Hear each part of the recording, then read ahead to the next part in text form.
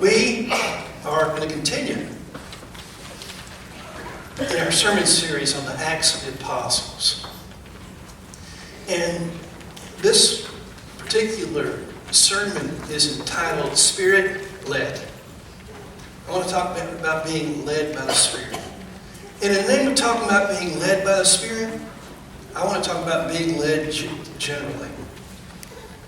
There are times when I'm going someplace, the destination I might not be sure of, and you know what I do? I reach for a device called the GPS, the Global Positioning System. There are even times when I know where I'm going, and I'll still reach for the GPS. You know why? Because sometimes when I'm driving down the highway, I daydream and I pass exits. So I think it's great to be able to plug in an address into a piece of technology like that, and a voice will come along and remind me that I'm going to need to exit the highway soon. Have you ever wondered, some of you young people might not know what it was like before we had GPSs. We had these things called maps that we used to read. And even if we didn't have those, you remember what we used to do? We used to pull over and ask for these things called directions. And there's always a battle between husbands and wives when it came to directions. Because the wives always thought it was a great idea to ask, and the men had this thing called pride going, where they said, no, I'm going to figure it out. And it always started arguments.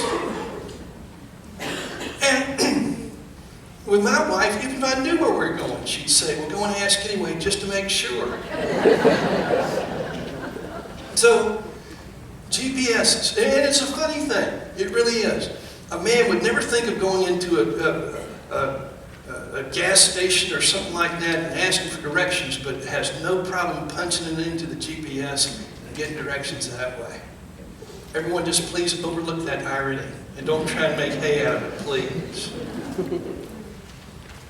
But there's been times when I've been fooled by the GPS. It's taken me some places that I didn't really need to go. There's that time we tried to go down to Peanut Island, and it tried to drive us into the middle of the ocean. And I remember one time trying to find a library, and it took me to a Chick-fil-A.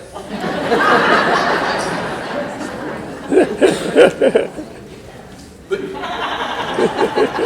it was very smart GPS. Knew what I really wanted. Well,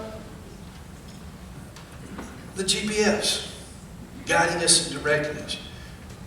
You know, I was driving home from Macon, Georgia a couple weeks ago, and it got me all the way to Jacksonville, and the GPS tried to make me take US 1 from Jacksonville all the way to Stuart. That would have gone through about 1,200 different traffic lights and made my trip about 3.5 hours longer than it needed to be.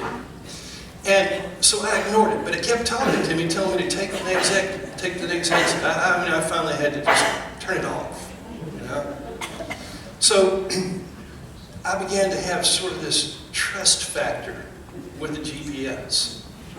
Because there's times where I know where I want to go, and I have an idea of how I'd like to get there, and I'd like to get there faster.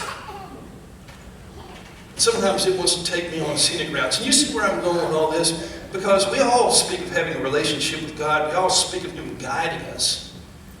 Sometimes we get a little uppity with ourselves and say, God, I'm pretty smart too. I know the shortest distance between 2 points is a straight line, and so I know where I want to go, and I know how I want to get there. Now bless me. Right? It brings up attention. Can we really trust something that every now and then takes us on these scenic, circuitous routes?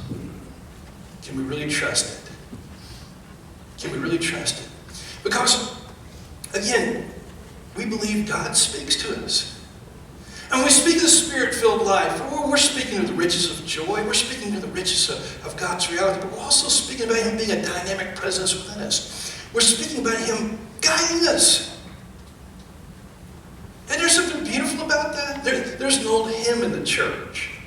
We sing it every so often. It's called, He Leadeth Me. Oh, blessed thought. Oh, words with heavenly comfort fraught. Where'er I am, where'er I be, 'tis God's hand that leadeth me. And sometimes we sit there and think, oh no, the only person God would ever lead would be, some kind of spiritual all-star, some kind of spiritual, standout or something like that, some kind of spiritually elite person. No. The Holy Spirit's for all of us. Every one of us. You, me, normal, close to the earth Christians like you and me. They're to live in all of us and they're to speak to us. And if the Holy Spirit lives in us, then it should only follow that we should hear God's voice, and it should only follow at that point that when He speaks to us, we should receive that guidance.